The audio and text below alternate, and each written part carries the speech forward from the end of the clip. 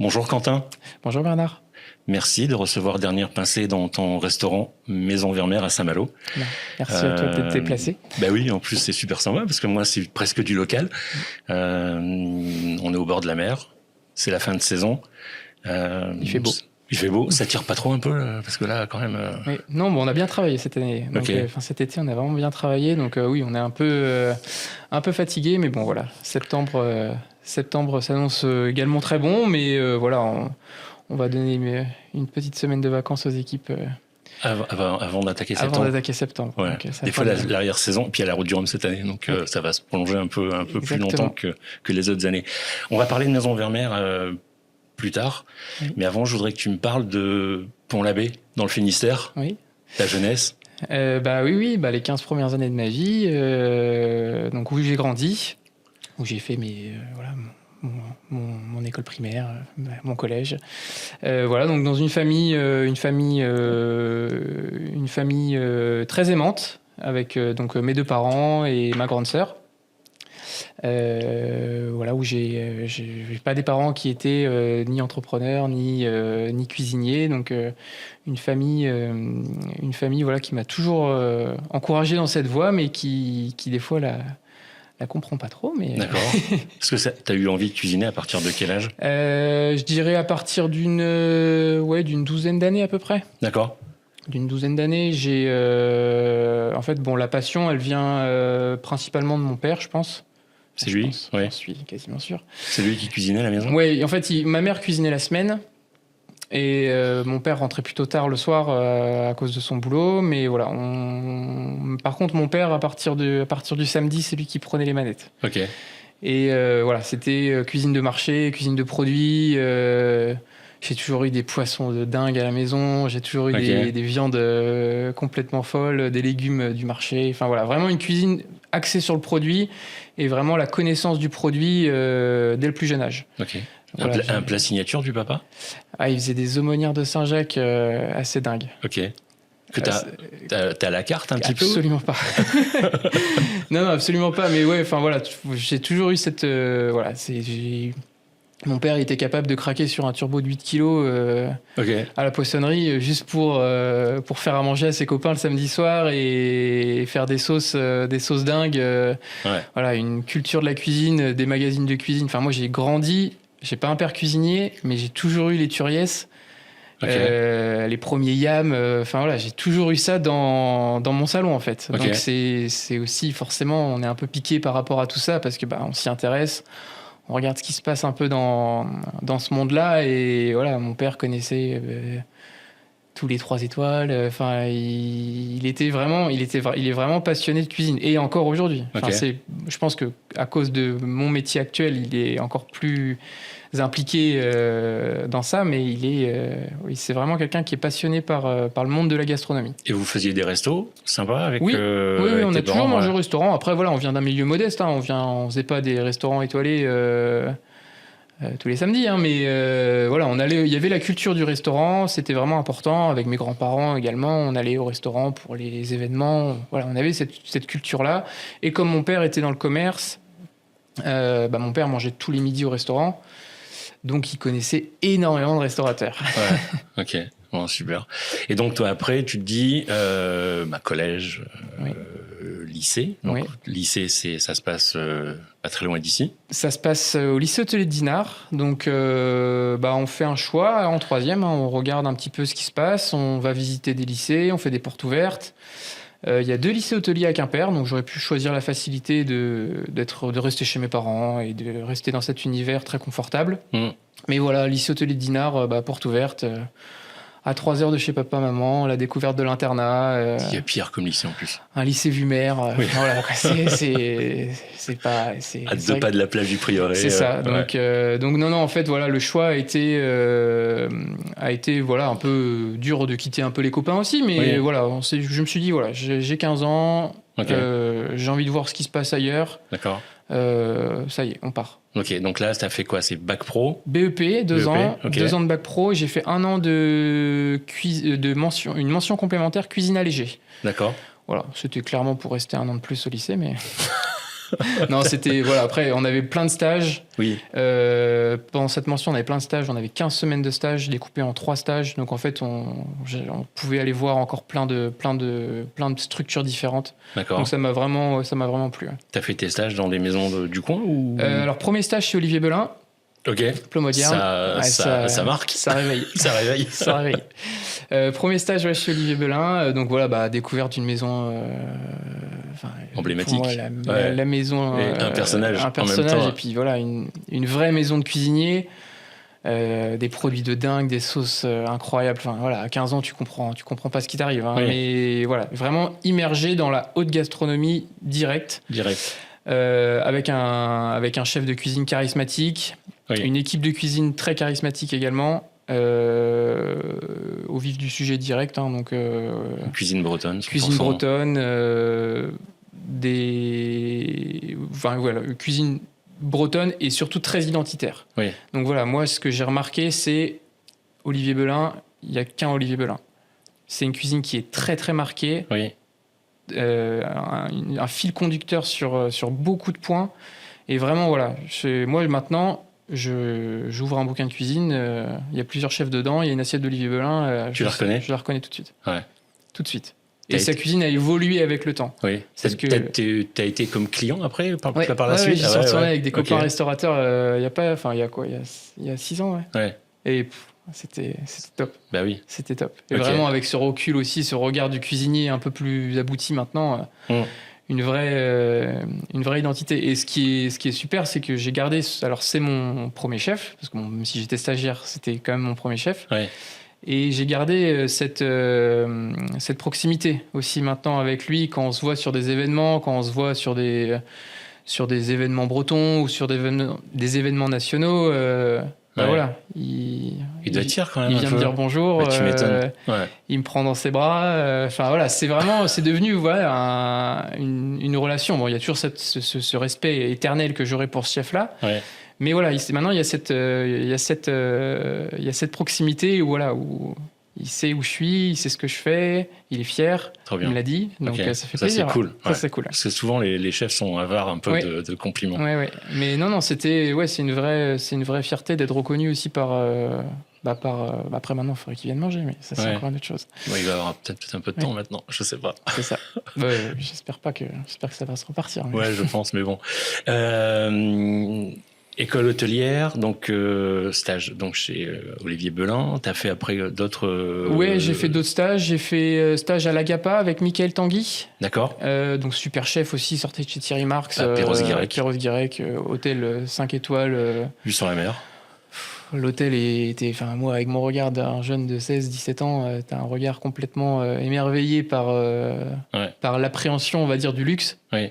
Donc non, c'était extra. Cuisine de dingue, très moderne parce qu'il sortait de Corbeil-en-Bage, donc un petit peu la Mecque de la cuisine moléculaire française. Voilà, on découvre des produits, des techniques. C'était un laboratoire en fait, l'Agapa à l'époque. Et ouais, moi j'ai adoré ce stage. C'était étoilé ? Oui, c'était étoilé. C'était étoilé. Ouais. C'était étoilé. Et après, autre stage, on avait un stage à l'étranger à faire, donc je l'ai fait à Brighton, en Angleterre. Cuisine française, plutôt correcte, mais sans forcément grande... on a été plus parti faire la fiesta avec mon meilleur pote que... mais il faut. Voilà, c'était... Faut que ça se fasse. Faut que jeunesse de toute façon, c'est ça, exactement. Et donc voilà, on a fait ce stage, c'était cuisine française, plutôt classique, mais on parlait français en cuisine. Enfin bon, bref, pas forcément très, très intéressant au niveau de la langue. Ouais. Et voilà, et après d'autres stages plutôt en cuisine allégée. Voilà, où là c'était vraiment axé sur les thalasso. D'accord. C'est pas ce qui manque dans le coin. Ouais. Non, et puis surtout que beaucoup d'expériences aussi dans différents coins. J'ai été à la thalasso à la Baule, j'ai été à la thalasso à Hendaye. C'est la thalasso de Serge Blanco, donc ça permet de voir Serge Blanco en vrai, quoi. Donc c'est bien. Une carrure à la Olivier Belin. C'est ça, quoi. Ouais. Ah, plus balèze, quand même. Ah ouais, plus balèze encore, quand même. encore okay. Plus impressionnant. Donc voilà ça, et après un stage à Arcachon aussi, parce que j'avais envie de découvrir le bassin. D'accord. Donc voilà, vraiment plus découverte un peu aussi du territoire, de la France. Et voilà. Et après, fin de lycée hôtelier. Il y a un hôtel qui s'ouvre à Saint-Malo. Moi, j'avais besoin pour des raisons personnelles. Ma copine de l'époque n'avait pas fini ses études, donc du coup, je veux rester sur Saint-Malo. Enfin, sur Saint-Malo Dinard. J'entends parler qu'un hôtel 4 étoiles va ouvrir avec un chef 2 étoiles Michelin. Donc je me présente, je me fais introduire par un professeur. Sur le sillon. Sur le sillon, c'est ça. Tu vois duquel je parle. Donc voilà, donc je rencontre Stéphane Essan, donc ancien chef de la Tour d'Argent à Paris, ancien chef du Raphaël à Paris. Donc voilà, une carrière moultement étoilé, un chef très charismatique également. Donc voilà, je me dis ça y est, je trouve cette patte que j'aime, c'est cette rigueur, ce côté ouverture d'hôtel, ce côté challenge, voilà, qui m'a tout de suite plu. Le chef voulait des étoiles à Saint-Malo, avait vraiment cet objectif très très clair. Oui. Et voilà, et en fait, moi je suis arrivé là-dedans, t'avais un sous-chef de chez Vera, t'avais un sous-chef du Précatelan, t'avais un sous-chef du Bristol que tu connais bien, Steven. T'as bossé avec Steven? Ouais, il fait le podcast au mois de septembre. Steven, c'est mon chef de partie. Moi, je suis arrivé commis là-dedans, et Steven, c'était mon chef. Donc, Steven, c'est un très très bon copain. Et puis très grand technicien. Il m'a vraiment appris aussi les petites ficelles un peu du métier et tout, donc c'était vraiment très très très bien. Stéphane Essan, pareil, il m'a pris un peu sous sa houlette. J'avais un copain aussi qui sortait de chez Jérôme Banquetel à cette époque-là, avec qui pareil, il m'a appris aussi beaucoup de techniques, beaucoup de produits. Enfin voilà, c'était vraiment une très belle formation. J'avais pas forcément l'impression d'être commis, j'avais l'impression d'être en formation. Enfin, commis, c'est en formation, mais j'étais pas du tout. Je faisais vraiment de tout. Je pouvais faire 50 kilos de coquilles Saint-Jacques en une journée, mais comme je pouvais dresser, comme je pouvais faire des pluches. Enfin, je faisais vraiment tout. Je suis passé à tous les postes, sauf en pâtisserie. Et j'ai vraiment apprécié cette expérience. D'accord. Et au bout d'un an, ils m'ont passé demi-chef de partie pendant cette année-là. Mais au bout d'un an, je pense que j'avais pas forcément les épaules pour prendre un poste de chef de partie. C'était beaucoup trop tôt. J'avais 18 ans. Ah oui. Même si le chef me l'a proposé, parce qu'il savait que je voulais partir. Et du coup, j'ai dit non, je veux retourner voir une grosse maison bretonne. Et voilà, et donc du coup j'ai postulé chez Patrick Geffroy à Carantec. Oui.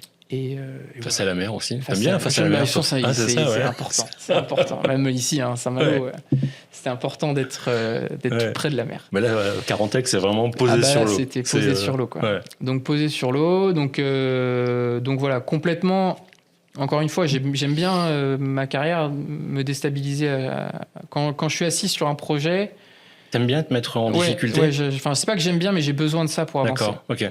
Donc là, je me dis, tout le monde sait que Patrick Geffroy, c'est un chef qui est très dur. Oui. Je me dis, on va aller voir. Oui. Et au final, on voit. Au final, il est dur quand même. Il est dur, il est juste. Oui. Attention, il est juste. Mais il est dur et en fait, ça colle pas avec ma personnalité. J'aime sa cuisine, j'apprends énormément de choses. Je découvre des produits de grand dingue. Technicien Japon, de macarons. Le Japon. Le Japon. Le chef est japonais. Patrick Geffroy, il t'apprend la culture du produit, mais la culture du produit, c'est Patrick Geffroy, c'est le marché 3 fois par semaine. Et le marché, c'est le marché, quoi. Il prend ce qu'il y a de plus beau. J'ai jamais vu des artichauts comme ça. J'ai jamais vu. Il n'y a pas un artichaut filandreux, quoi. C'est tous ces produits, c'est que de la bombe. La qualité. Et le côté Japon qui arrive derrière. Et là, tu découvres énormément de choses. Donc ouais, plutôt dur. Carantec, où la ville est super, voilà. Mais ça me manquait un peu de côté urbain. J'aimais bien ce côté. Enfin, je cherchais aussi quand même une activité sociale. Carantec. Il faut aller à Morlaix après. Ouais, voilà. Mais bon, Ouais. T'as pas le temps. on est jeune, on n'a pas trop de copains. Ouais. Enfin, on y va pour le boulot, on y arrive. Mm. On sort beaucoup entre copains, mais bon, entre collègues. Les collègues restent sur Carantec. Bon, bref, moi, je fais une saison. Ok. Et je dis bon bah voilà, faut que j'aille voir ce qui se passe autre part. Ok.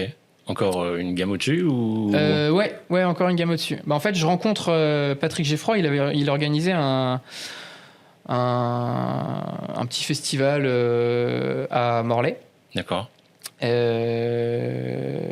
il invitait des chefs. Donc voilà, on avait des chefs comme Christian Lesquer qui venaient faire des show cooking, des choses comme ça. Et je rencontre Nicolas Salle. D'accord. Et donc voilà, je rencontre Nicolas Salle, je fais un petit peu le commis sur la scène avec lui. Et feeling plutôt cool. Tu vois un chef, les cheveux longs, barbe de 3 jours, des Converse, tu te dis, waouh, ça a l'air cool et tout. Un peu rock. Ouais, un peu rock, ouais. Et voilà, et puis tu te rends compte que en fait, le chef, il a un hôtel à Courchevel, enfin il est chef dans un hôtel à Courchevel, il y a 2 étoiles Michelin, tu te dis bon bah ok, ça doit être canon quand même quoi. Mm. Et je lui envoie un CV, je sais pas, 3 mois après en lui disant voilà, je vous ai rencontré sur ci, sur ça, enfin sur l'événement, voilà, est-ce que vous avez de la place pour un commis et il me répond favorablement. Donc Okay. il me dit bah voilà, en gros on va passer en phase de recrutement, donc voilà, il y a toutes les étapes et là tu te rends compte que c'est un autre niveau. Ouais. Parce que là, tu arrives au K2. Oui. Il n'y a plus la mer, là. Là, il n'y a plus la mer, hein, ça c'est sûr. Là, il n'y a plus la mer, il y a le lac de la Rosière, mais ouais. c'est pas pareil. Mais c'est vraiment... Déjà, rien que dans les mails, tu vois que tu es sur un autre niveau. Parce que tu passes par des intermédiaires, tu passes par des chefs adjoints, ils te demandent déjà tes tailles de veste, ils t'envoient une liste de petits matériels à amener... les logements, tout ça. Enfin, tu te dis, c'est vraiment un autre monde. Ça faisait partie d'un groupe ou c'était son... C'est le groupe K2. Okay. Enfin, c'est le groupe K Collection à l'époque. Donc voilà, géré par une famille française. D'accord. Et avec un fonds d'investissement aussi étranger qui gère ça. Mais puis hôtel, des hôtels, parce qu'ils ont plusieurs hôtels sur Courchevel. Des hôtels, mais c'est dingue. C'est dingue. Tu rentres dedans, ouais, tu te dis, ok, là, c'est un autre niveau. Oh. Là, tu rentres dans l'univers des palaces. Ouais, avec des dressages millimétrés. Ouais, et puis tout. Enfin, tout. T'arrives, on est 50 en cuisine. Ouais. 50 bonhommes. Il y a de la testo. C'est clair. Il y a de la grosse testo. Non, puis tu te dis, ouais, t'es sur un autre niveau. Parce que, quand t'es dans des brigades bretonnes, bon, t'as fait où? T'as bossé où avant? Il y a quelques maisons bretonnes, ok, c'est ça, ok, bon, toi, t'as fait un restaurant 2 étoiles, ok, machin. Là, t'arrives, tu viens d'où, toi? Bah, moi, je viens de chez Arnaud Donquel. Et toi? Bah, nous, pareil, je suis à la Vague d'Or. Ok, toi? Bah, ouais, j'ai fait Emmanuel Renaud avant. Ok, toi? Paul Bocuse. Ok, d'accord. Bon, t'es là, ok. Bon, là, il y a un autre... T'es en Champions League, là. Oui. Et tous les gars que je te cite là, c'est tous des mecs qui sont chefs soit étoilés, soit chefs de palace actuellement, quoi. Ok. Donc c'est vraiment... c'est des maisons hyper formateurs, c'est super dur, mais c'est... On était 11 commis au garde-manger. Oui. Tu vois? Ouais. 11 commis, hein. Une équipe de foot. C'est ça, une équipe de foot. Donc non, t'as vraiment une... Et puis t'as des cuisines, t'as jamais vu ça, quoi. T'as du matos... Enfin, il y a un Thermomix qui casse, le chef il va en chercher un autre dans l'économa, quoi. Enfin, t'as pas le temps, tu vois, t'as pas le temps de réfléchir. Ouais. Moi, je casse mon Thermomix. Combien de couverts? 20 couverts au quintessence, uniquement le soir. Donc ça fait pratiquement deux personnes en cuisine pour un client. Ouais. Après, bon, t'as le bar, t'avais le restaurant Black Pyramid où t'avais une cinquantaine entre 50 et 70 couverts, on va dire, par service. Room service, donc room service palace. Donc avec des entrecôtes à 190 €, enfin voilà, donc des boîtes des kilos de caviar dans les frigos, des kilos de truffes, enfin c'est le palace de Courchevel. Donc on a vraiment des produits. Enfin, moi je suis de Pont-l'Abbé, à côté du Guilvinec, le pays de la langoustine. J'ai jamais vu des langoustines comme ça de ma vie. Faut que je les vois à Courchevel, quoi. Donc c'est quand même assez super produit. Mais voilà, donc voilà, super produit, un chef que j'avais jamais vu ce format-là non plus de chef. C'est-à-dire qu'un chef qui, je le vois plus comme un sélectionneur. D'accord. C'est un chef qui va pas être en cuisine. Enfin, qui est en cuisine, mais qui va faire les services. Mais qui est pas avec ses équipes. Ok. Mais par contre, t'as des gars en dessous, c'est tous des tueurs. Oui. Enfin, c'est son chef adjoint, il sort du Shangri-La. Le sous-chef, c'est pareil. Enfin, le sous-chef, il sort du Crillon. Enfin, voilà, c'est que des chefs, c'est que des chefs de dingue, quoi. Donc, qui bossent avec toi et des équipes, même tes chefs de parti. Enfin, tu vois, mon chef de parti, c'était William Béquin, qui est chef exécutif du Cheval Blanc Paris actuellement, quoi. Donc, tu vois, enfin, c'est un autre monde de cuisinier, quoi. Ouais. Donc voilà, et puis non, pas mal de copains, Courchevel, tu découvres aussi la vie, quoi. Donc moi, j'étais jamais allé à la montagne de ma vie. Tu t'es mis au ski? Non, j'ai pas le temps. J'avais pas le temps, et puis trop dangereux, j'avais trop peur de me casser quelque chose et de rater ma saison, donc du coup un sportif de haut niveau en fait. Ouais, c'est ça. Non, mais, puis vraiment, enfin, tu te dis, t'as une chance d'être là en fait. T'as une vraie chance d'être dans cet hôtel. Donc gâche pas tout. Ouais. Gâche pas tout. T'es resté combien de temps? Bah tu fais 4 mois. Fais 4 mois, donc saison 4 mois. Oui. Et après, il faut trouver l'été, quoi. Ouais. Donc, moi, je suis parti... Enfin, j'avais envie de découvrir la Corse. Et là, je suis parti au Casa del Mar, donc un hôtel 5 étoiles, sur Porto Vecchio, avec un restaurant 2 étoiles Michelin. Ok. Et là, un chef complètement différent. Un chef italien, donc Fabio Bragagnolo. Mon chef de cœur, hein. Ah oui. Ouais, on peut dire que c'est un peu ton mentor ou c'est mon mentor. Je sais pas si c'est mon mentor, mais c'est un chef qui m'a vraiment inculqué des valeurs. Tous les jours, je me lève avec ces valeurs. C'est travail, ça va payer. C'est vraiment travail, ça va payer. S'il faut faire 17 heures par jour, c'est pas grave, on va les faire. Ouais. On va les faire. Et on va les faire, mais on va les faire ensemble. Et c'est un chef qui m'a appris à... Un meneur d'homme, en fait. C'est ça. Et vraiment, qui fédère ses équipes. Et t'arrives avant lui, tu te fais engueuler, quoi. Parce que c'est lui le premier. Et c'est lui qui ferme. Ok. Et une vraie technicité. Enfin, voilà, quoi. Casa del Mar, c'est 50 couverts, ouverts que le soir. Un hôtel, donc il y a 34 chambres, donc c'est un bel hôtel quand même. Il y a 2 restaurants. T'as un bar qui fonctionne très bien. Une très très belle clientèle. Donc beaucoup de travail. Une cuisine centrale avec une petite cuisine d'envoi pour le restaurant du grill là en bas. Mais ça tabasse. Hein. Ça tabasse du couvert. Et t'es complet tout le temps. Oui. Tout le temps. Et un breton en Corse, ça passe bien? Alors un breton dans une cuisine italienne. Ah oui, donc, mais en parce Corse. que la brigade est italienne. Ok. Donc ça parle italien. Mais par contre, il y a toujours 2 Français dans la cuisine. Il y en a un qui gère le garde-manger et un qui gère le chaud. Ok. Et toi, t'étais quel poste là-bas? Moi, j'étais garde-manger, première année. Ok. Et mon pote Victor au chaud. Ok. Donc mon pote Victor qui est chef chez Christopher Coutenceau. D'accord. À La Rochelle maintenant là. Donc voilà, donc en fait une cuisine un peu tenue par un Italien avec un sous-chef italien, mais 2 bons gros soldats français. Pour gérer un petit peu le reste. Une cuisine méditerranéenne. Méditerranéenne, avec des techniques quand même plutôt une cuisine plutôt française quand même dans l'esprit, mais des produits italiens. Donc on découvre aussi les primi piatti, on découvre aussi tout ça, les secondi piatti, primi piatti, les pâtes, cuisine de pâtes. Donc tu apprends à faire les pâtes. Donc ça, il y a un poste-pâtes, quoi. Enfin, nous, en France, t'as le garde-manger, t'as l'entremet, t'as les poissons, la viande, mais t'as pas le poste-pâtes, quoi. Donc là, le poste-pâtes, donc voilà, bon, règle, c'est les Italiens qui sont dessus, hein, mais bon, tu peux aller mettre le nez, tu peux aller apprendre avec eux, donc c'est hyper ouvert d'esprit. Et non, cuisine de dingue. Et puis la Corse, quoi. La Corse, c'est le plus beau pays du monde, donc après la Bretagne, mais c'est, par contre là, quand t'es en off. mais c'est le bonheur. T'es aux Maldives, quoi. Oui. T'es en vacances. Ouais. T'es en vacances pendant 2 jours de congé. Et ça m'a vraiment conforté dans l'idée aussi de me dire, c'est un endroit qui va me marquer à vie. Et je suis un fou de Corse maintenant, quoi. Ouais. Tu y es retourné depuis? Oui. Ah ouais, bah oui. Pas mal de fois. Ouais. Ok. Et voilà. Et donc après cette saison d'été, faut confirmer la 2e saison au K2.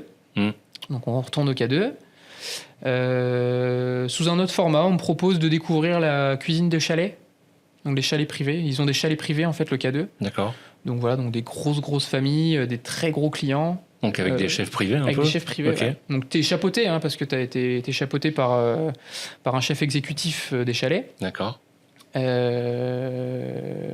qui ça se passait super bien. Donc voilà, donc on avait vraiment aussi cette complicité, cette confiance, parce que t'es tout seul dans ton chalet. Enfin, t'es tout seul. On est 2, mais bon, t'es plus souvent tout seul que 2. Et donc du coup, tu fais à manger pour des fortunes internationales dans des chalets, quoi. Ok. Donc plutôt intéressant. Mais avec une carte qui était décidée à l'avance par le client ou c'était En fait, tu as la structure K2 qui te permet d'accéder aux chambres froides, d'accéder aussi à la cuisine centrale là-haut. Enfin, tu as toujours des produits de dingue. Les clients sont t'as quand même un butler qui va prendre rendez-vous avec le client, qui va checker sa journée, qui va lui organiser tout ça, qui va organiser les repas, est-ce qu'il mange là le midi, est-ce qu'il mange sur les pistes, qu'est-ce qu'il veut manger le soir. Donc t'es quand même entouré, t'as quand même une structure. Mais bon voilà, si le client il te dit je veux du wagyu avec du caviar à 18h, il aura du wagyu avec du caviar à 20h, ça c'est pas un problème. Ouais. La structure est faite pour répondre à la demande. Le K2 va anticiper toutes les demandes du client. Donc non, pour ça c'est un monde à part. C'est le monde des palaces. C'est complètement dingue. Ouais. Donc voilà. Puis en même temps, sur des périodes un peu plus creuses des chalets, tu vas filer un petit coup de main en cuisine. Donc tu revois aussi les potes du restaurant 2 étoiles. Donc c'est plutôt sympa. Et puis voilà, super ambiance. Autre saison.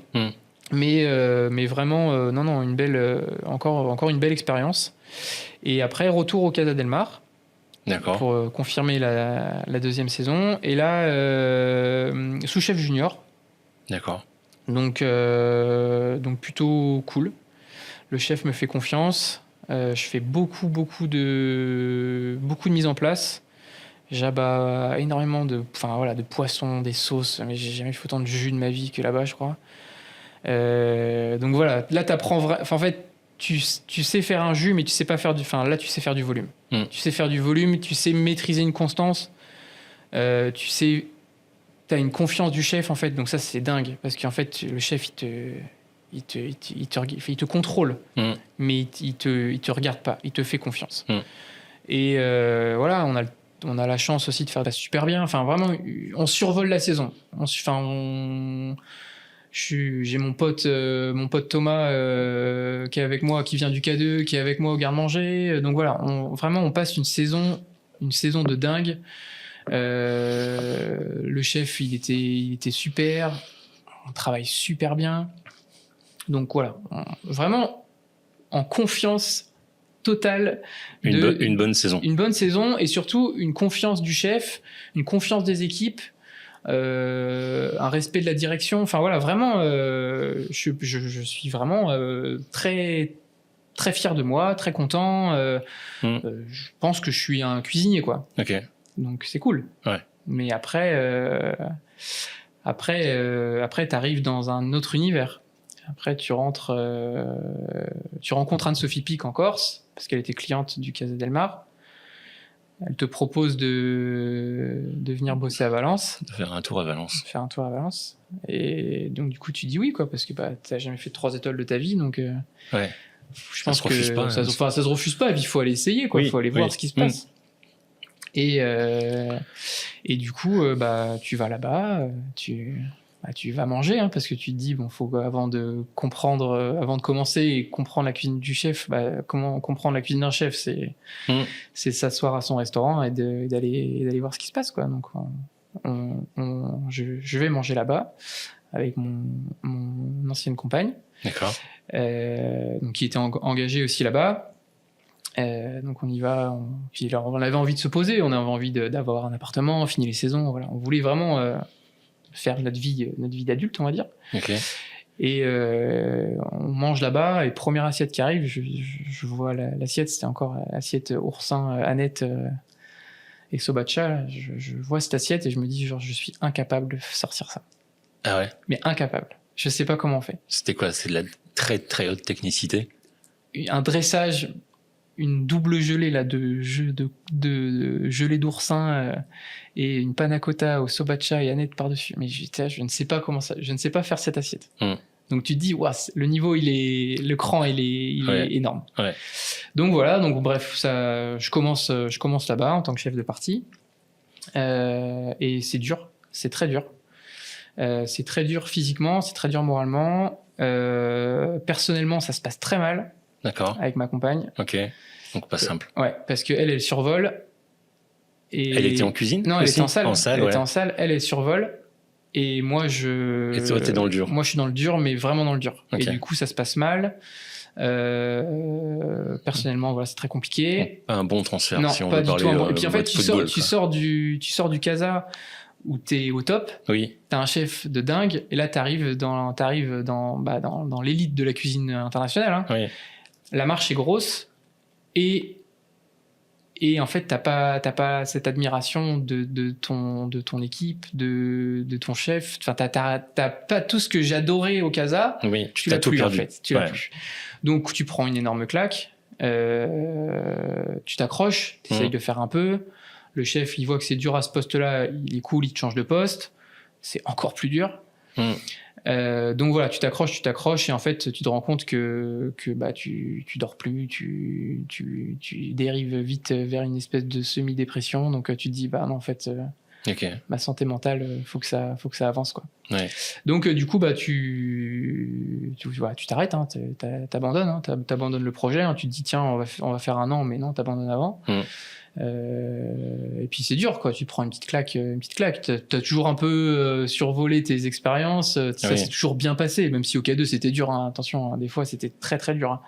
Mais ouais tu redescends un peu, ouais. D'accord. Tu redescends un peu dans ton ego, c'est très dur. Mais bon, dans ces difficultés, tu as peut-être aussi tiré des choses positives. Énormément. Tu le vois pas, tu le vois pas tout de suite. Tu le vois pas tout de suite, mais exactement. Mais cette claque, elle est énorme.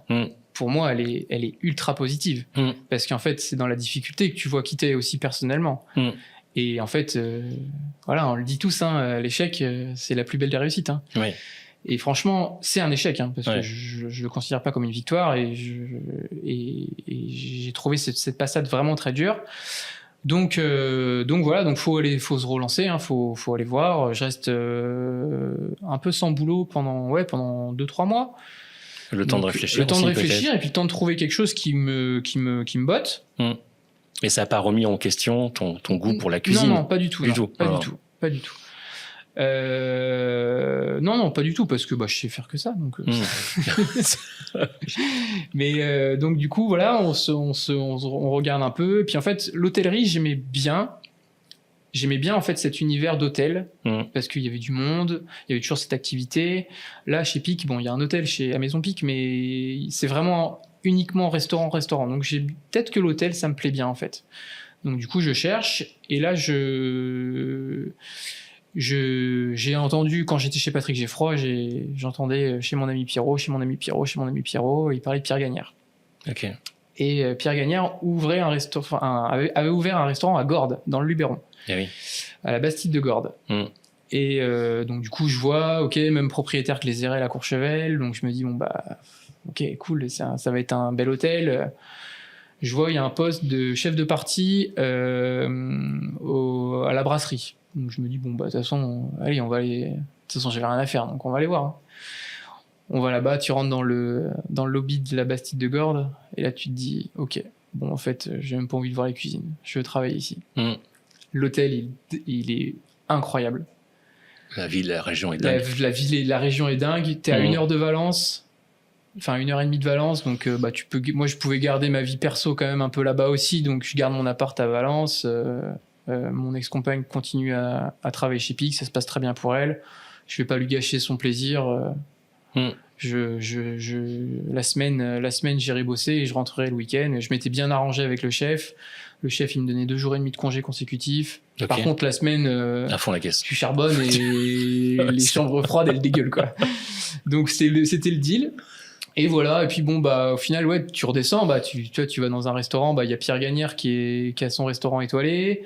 Mais voilà, la brigade, elle est complète. Donc, du coup, tu vas passer un œil, tu vas regarder un peu ce qui se passe. C'est cool. Le chef, il est super. Le chef de chez Gagnère, Léo Forget, là, il était au top. Une équipe de dingue. Donc en fait voilà, tu t'es un peu imprégné aussi dans cet esprit-là, mais t'as le côté palace de la Bastide avec les différents restaurants, les événements, les mariages, tout ça. Donc t'en prends plein la vue. T'apprends aussi à faire de l'événementiel, ce que j'avais pas forcément trop fait. Donc tu fais aussi, tu vois différemment un petit peu ton métier de cuisinier. T'apprends à faire du volume. Tu fais du 130 couverts à la brasserie. Quand tu passes de 20 couverts au quintessence à 130, c'est pas les mêmes mises en place, c'est pas les mêmes envois, c'est pas les mêmes assiettes, enfin tout ça, quoi. Donc t'apprends vraiment à bosser aussi sur un autre secteur. Ça m'a beaucoup plu. T'apprends à travailler différentes choses aussi parce que le chef était très axé sur le produit. Les agneaux cisterons, ils arrivent, ils sont entiers. Donc les gigots, ils partent pour le brunch, les épaules, elles partent au bistrot, les carrés et les selles, ça monte aux gagnères. Donc, en fait, tu apprends aussi à travailler à le produit, gérer le produit, à faire voilà, t'as des dantis de 30 kilos, enfin, pas des dantis de 30 kilos, mais t'as des maigres de 30 kilos de Méditerranée qui débarquent dans la cuisine. Donc, aussi, t'apprends aussi à bien portionner tes produits, à vraiment... cuisine centrale et tu dispatches après dans les différents points de restauration, quoi. Donc ça, c'est vraiment intéressant, c'est cool. Je prends ce boulot voilà, pour bosser, quoi. Donc c'est plutôt bien. Et après, bon bref, perso, c'est toujours compliqué. Donc je me sépare avec ma compagne. Donc là, c'est un peu dur. C'est vraiment très très compliqué parce que ça faisait 7 ans qu'on était ensemble. On s'était connus jeunes au lycée. Bon bref. Séparation plutôt difficile, et là je me dis j'ai peut-être besoin de me ressourcer et de faire un petit break. Donc je finis ma saison à Gordes, je déménage, je retourne chez mes parents en Bretagne, à Pont-l'Abbé. Et je passe l'hiver chez mes parents. Parce que voilà, j'ai besoin de me rapprocher de ma famille, j'ai besoin de retrouver les bases en fait. Voilà, de retrouver les bases pour construire mon futur. Retrouver mes bases pour construire mon futur. T'en as parlé avec tes parents? T'as échangé avec eux? Ils m'ont essuyé les larmes, hein, t'inquiète pas. Non, et puis mes parents, c'est des amours, hein, donc mes parents, ils me soutiennent du premier jour jusqu'au dernier, dans les belles phases comme dans la difficulté, ils sont toujours là. Donc voilà, je suis très content de retrouver mes parents. Je vois beaucoup de copains, je profite beaucoup. Je travaille pas. Hein. Enfin, je travaille pas. Je fais des stages en fait. Je fais des petits stages. Je vais voir comment on fait des huîtres. Je vais travailler à la marée. Je fais du maraîchage. J'essaye de comprendre un peu aussi le maraîchage. J'essaye de voir un petit peu les produits du marché. Qu'est-ce qu'un, tu vois, je passe un peu de temps, tu vois, dans les halles à Pont-l'Abbé. Je discute beaucoup avec le fromager, voir quel est son métier. J'essaye de comprendre un peu toujours dans le secteur de la bouche, mais tous les fournisseurs. Tous les fournisseurs, en fait, voilà, j'essaye de comprendre aussi le cheminement, comment ça vient avant la cuisine. Donc du coup, voilà, j'apprends autre chose, je m'ouvre énormément aussi sur autre chose que la cuisine. Je fais beaucoup d'activités, j'essaye le sport, j'avais jamais trop fait de sport avant. Donc voilà, je fais beaucoup de choses pour vraiment m'occuper l'esprit, m'occuper la tête et changer d'air. Donc voilà, donc 6 mois de tranquillité, on va dire, mais voilà, vraiment une remise en question totale. Et après, la Bastide me rappelle et il me propose le poste de sous-chef exécutif de l'hôtel.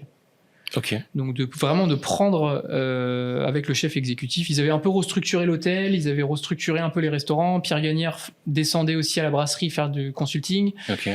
Donc voilà, mise en place avec Michel Nave, donc le chef exé de Pierre Gagnère. Donc voilà. Et en tant que sous-chef, tu as un droit de parole, tu as un parole autour de table. Donc voilà, tu te sens impliqué, tu te sens valorisé. C'était trop bien. Expérience de dingue. Oui, s'il te rappelle en plus, c'est que tu avais laissé ouais. une belle empreinte. Ouais, quoi. bien sûr, ouais. Et voilà, puis là, on se dit, bon, allez, c'est bon, on y retourne, on se relance, et puis on passe à autre chose, et puis on avance. Donc, du coup, bah voilà, saison dure, parce qu'on décroche le label Palace. Enfin, il décroche le label Palace. Le resto Gagnère, il est plein tout le temps. La brasserie, depuis que c'est signé Gagnère, ça désemplit pas. Enfin, c'est vraiment une autre énergie, beaucoup de pression. T'apprends énormément à faire le management aussi. Donc, tu fais des plannings, tu fais les commandes, tu fais les food costs. T'as des réunions de direction tous les matins. T'es vraiment impliqué en tant que manager. Donc voilà, tu vas driver les équipes, tu gères la cafette. Ouais. Et ça, c'est nouveau pour toi, du coup. Ah ouais, c'est nouveau, mais t'as vu les autres faire. Tu le faisais un petit peu aussi par intermittence à certains moments. Mais en fait, tu t'apprends à manager, en fait. Okay. Donc ça, c'est vraiment cool. Et là, tu manages ton équipe, tes équipes, en t'inspirant de ce que tu avais vécu avec d'autres chefs. Alors ouais, mais tu le fais à ta sauce aussi, parce que qu'est-ce qui t'a pas plu chez les uns, qu'est-ce qui t'a plu chez les autres. Donc en fait, tu fais un espèce de croisée de tes expériences. Mais au début, tu reproduis un peu, donc tu vois, t'essayes d'être un peu dur, t'essayes de gueuler un peu, machin et tout. Bon, tu vois, c'est un peu. Mais c'est pas Quentin Durand. En fait. Ouais, ça marche pas. Non, mais je te jure, ça marche pas. Ça marche. Enfin, ça marche parce que voilà, le chef il te regarde, ok, t'es le pitbull, c'est bien et tout. Ouais. C'est bien. Tu vois, si tu gueules, j'ai pas besoin de gueuler. Tu vois, c'est ce qu'il te dit. Tu vois, le chef. Si toi tu gueules, t'as pas besoin. Enfin, si tu gueules. Comme ça, j'ai le rôle du gentil. Ouais. Et en fait, tu te dis, mais en fait, non, mais si tout le monde fait bien dans ce sens-là, et ça, c'est ce que aussi Léo, le chef du Gagnère, il m'a beaucoup apporté en mode, tu sais, t'as pas besoin de faire tout ça. Tu peux être normal, en fait. Ouais. La pression et le charisme, tu vas l'amener par ta personne, ta technique, tes connaissances, ton savoir-être, et tu seras 10 fois plus respecté, et surtout que tu vas tenir tes gars, en fait. Oui. Donc, reste toi-même. Ouais. Donc en fait, t'apprends aussi un peu à être comme ça. T'apprends à te calmer, à te canaliser et à créer ton propre management. Et en fait, oui, tu comprends que tu comprends qu'en fait, oui, tu prends un couteau, une planche et le respect, tu le gagnes aussi comme ça, quoi. Oui. Et ça, c'est bien. C'est mieux, je pense. Ouais, je pense aussi. Donc voilà, donc ouais, on fait une belle saison, c'est cool. Le groupe RL, je me rends vraiment compte que c'est un groupe de dingue. Des hôtels de fous, des ouvertures. Enfin bref, je me dis, ouais, c'est un groupe français en plus, tu vois. Ouais. Donc t'as un patron, c'est un patron qui est là en plus, quoi. Enfin, Stéphane Courby, il est dans ses hôtels. Hein. Il a ses business à côté, mais c'est ses décisions. S'il a décidé que les frites, fallait prendre la grille 6-6 au lieu de la 9, tu prenais la 6-6. Hein. C'est lui qui décidait. Même si t'aimais pas la 6-6, c'est pas grave. Mais c'était le patron qui décidait. Donc ça, j'aimais bien aussi ce côté un peu au rapport proximité. Enfin, proximité, pas vraiment, mais ce rapport, tu travailles pour quelqu'un. D'accord. Même si tu travailles pas pour Gagnère directement, parce que Gagnère, il est partout. Il est très souvent au Balzac, mais t'as un patron et tu peux défendre ses couleurs et t'as une vraie identité d'entreprise dans le groupe RL Collection. Et donc, le chef exécutif, voilà, il me demande ce que je veux. Et je dis, j'aimerais bien prendre ma première place de chef. Il me dit, ok, d'accord, bon, c'est un peu tôt, mais... T'avais quel âge ? 25 ans. Ok, c'est ambitieux. Ouais, c'était ambitieux. Hein. Même, je pense, avec le recul... pas forcément à refaire. Ouais. Mais voilà, en fait, je pense que j'aurais dû aller refaire une grosse maison, aller me brûler un peu les doigts et reprendre un poste en restaurant étoilé. Je pense que ça m'aurait fait un peu de bien. Mais bon, voilà. J'ai l'opportunité. Je me dis, j'ai pas envoyé de CV depuis 4 ans. Genre, en gros, bon, ça va, quoi. Et là, en fait, je dis, honnêtement, il y a un petit hôtel dans le groupe qui est Relais Château. Et je suis assez attaché à ce label. Je trouve que c'est un label qui représente beaucoup de très grandes maisons en France. Oui. Et je me dis, cette maison, elle m'intéresse. Et il me dit, non, c'est trop gros pour toi. tu vas faire tes preuves au chalet Ormélo à Courchevel, et puis peut-être qu'on en reparlera pour ce poste-là. Et je dis ok, bon bah d'accord, donc je vais au chalet Ormélo. Donc le chalet Ormélo, c'est le chalet privé du Palace, et le chalet privé de Stéphane Courby. D'accord. Donc du coup voilà, c'est un peu le chef privé du patron pendant ses vacances, quoi. Donc c'est assez un peu de pression. Ouais, ça met un peu de pression, mais en même temps tu te dis tiens, c'est peut-être le moment aussi, si tu veux si tu veux te faire remarquer, si tu veux mettre une petite lumière, c'est peut-être le moment, c'est quoi. peut-être le moment, ouais. Donc je vois cette opportunité à prendre en me disant bon bah de toute façon chalet privé, j'avais déjà fait avec le K2. Là je suis chef, enfin j'ai le statut de chef de cuisine, c'est cool. J'ai un chalet où il y a une vingtaine de personnes grand maximum à gérer. Je suis tout seul, j'ai un commis. Ça peut plutôt bien se passer. La cuisine est cool. Le chalet, il est monstrueux.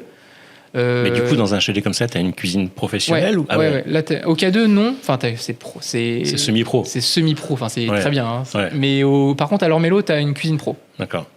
Et elle est très très bien en plus. Donc en fait, tu te dis ok, on y va. On va faire 4 mois là-bas. On va y aller. Et puis en fait, t'es pas forcément inquiété parce que t'es pas en roue libre. T'as les érelles qui sont à 500 mètres. Stéphane Courby a un autre hôtel en face du chalet. Donc en fait, t'as cette structure aussi en fait qui te permet de pas être tout seul, quoi. Donc j'y vais avec de la pression bien évidemment, mais j'y vais sereinement. Je me dis tiens, ça va bien se passer. Et effectivement, ça se passe bien. C'est cool. Je découvre vraiment l'univers encore plus luxe, je pense, que ce que j'ai vu. Parce que c'est vraiment la clientèle, mais c'est encore plus au-dessus que ce que j'ai vu avant. Ok. Ça arrive en jet privé à l'aéroport de Courchevel. Enfin voilà quoi, c'est vraiment un autre monde. C'est vraiment un autre monde. Donc tu découvres ça, donc c'est très très sympa. Et après, faut voir ce qui se passe après.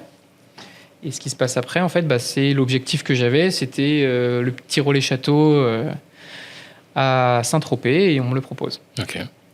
Et donc le Panday Palais, donc restaurant gastronomique, okay. 40 couverts, 12 chambres à l'hôtel. Je me dis pour démarrer, c'est la taille idéale, c'est parfait. Je voulais vraiment un petit truc.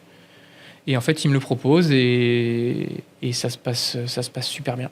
D'accord. Donc j'y vais, donc je déménage à Saint-Tropez. Célibataire ? J'ai rencontré quelqu'un. Ok. J'ai rencontré quelqu'un à Courchevel qui travaille dans le groupe RL Collection. D'accord. Et qui partage ma vie aujourd'hui. Voilà, donc c'est Sophie. Voilà, c'est Sophie. Ok. Donc du coup, voilà, elle habite le siège des RL. Elle est pas en exploitation, elle est en direction. Ok. Donc elle travaille pour le groupe. D'accord. Elle travaille pas elle travaille pour les hôtels, mais elle travaille vraiment pour le groupe, au siège social. Donc le siège social, c'est à Annecy. D'accord. Donc bref, au début tu dis moi je vais aller habiter à Saint-Tropez, t'habites à Annecy, ça va être un peu compliqué Oui. Ça va être un peu compliqué. Mais au final, non, en fait, ça tient. Ça tient, donc elle vient me voir à Saint-Tropez très souvent, donc c'est plutôt cool. C'est pire comme destination. Ouais, non, c'est pire, c'est pire. Mais voilà, honnêtement, puis voilà, moi j'ai plein de potes qui sont chez Donquel l'été. Enfin, donc en fait, tu vois, j'ai vraiment cet esprit de. J'ai des potes qui sont biblos, j'ai des potes. En fait, Saint-Trope, c'était vraiment. Il y avait tout. Il y avait la mer, le relais château, le chef de cuisine, les copains, Sophie, le soleil, Sophie, l'appart, le scooter. Enfin bref, c'était mais la vie, c'était trop bien. Okay. La fiesta aussi, parce qu'à l'époque, je faisais encore un peu la fête. Ouais. Donc non, franchement, une équipe de dingue. Je me fais super pote avec le directeur de la restauration là-bas. Donc on est un vrai binôme, mais un vrai binôme que j'ai appris à travailler avec un binôme. Okay. Et ça m'a vraiment conforté dans l'engagement que je voulais avoir aussi un restaurant avec quelqu'un d'hyper important dans ma vie. Oui. Et Esteban m'a appris vraiment à travailler main dans la main. Oui. Moi, j'ai toujours eu cette petite, pas guéguerre, mais tu vois, avant, dans les restaurants étoilés ou dans les hôtels, tu vois, t'as un peu l'équipe de salle, l'équipe de cuisine, tu vois. Oui. Et au Panday, on était une équipe. C'est on était une équipe de restauration. l'équipe peut mettre, enfin la salle peut mettre la cuisine dans le jus ou Mais dans le oui. dur et inversement. Quoi. Et en fait, il n'y a aucun intérêt à le faire. Ben non. Parce qu'en fait, la principale cause d'un restaurant, c'est le client. Oui. Tes histoires d'ego et tes histoires de guéguerre, t'en as rien à faire. Tout ce que tu dois faire, c'est leur faire à manger, leur faire plaisir. C'est tout. Et tu le ressens en fait en Et tu le salle, ressens. Et en fait, quand il y a des tensions. En fait. Tu vois cette fluidité dans les équipes. Et avec Esteban, on a vraiment réussi à créer ça et c'était super. C'était vraiment extra. Et donc voilà, donc du coup, bah voilà, on fait une première saison. Bon, j'y vais vraiment à tâtons. C'est le chef exé qui fait la carte. Parce que normal, hein, tu vois, t'as 25 ans, tu vas pas arriver en mode oui, j'ai une cuisine. Non, c'est pas vrai, t'as pas de cuisine à 25 ans. Tu fais ce qu'on te dit de faire et c'est très bien comme ça. Donc on fait comme ça se passe super bien. Deuxième année, il me laisse vraiment le choix de faire ce que je veux. Ok, donc c'est là, carte blanche. C'est ta carte. Carte blanche, okay. Budget vaisselle, on y va, on achète de la vaisselle, on rencontre Aurélie Perguet.